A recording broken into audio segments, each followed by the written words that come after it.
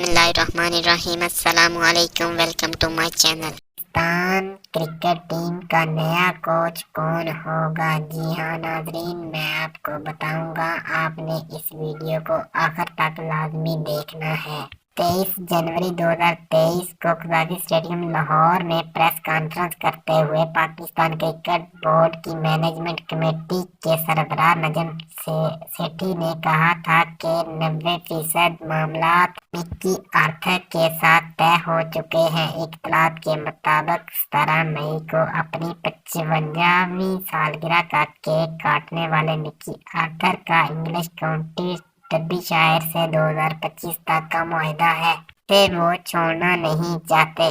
Mickey Arthur कौमी team के साथ भी मुंसलिक होने के लिए रजामंद हो गए हैं, जिन्होंने 110 फर्स्ट क्लास मैच खेले हैं। माजी में जनूबी अफ्रीका, ऑस्ट्रेलिया और श्रीलंका के कोच भी रह चुके हैं।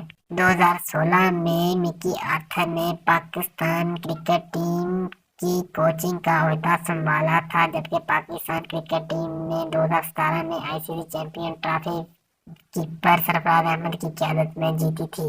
2019 आईसीसी वर्ल्ड कप, जहां पाकिस्तान टीम सेमीफाइनल तक नहीं पहुंच सकी थी। अगर आपको मिकी आर्थर पसंद है कि वो पाकिस्तान क्रिकेट टीम की कोचिंग करें, तो अपनी राय का इजहार कमेंट के जरिए करें।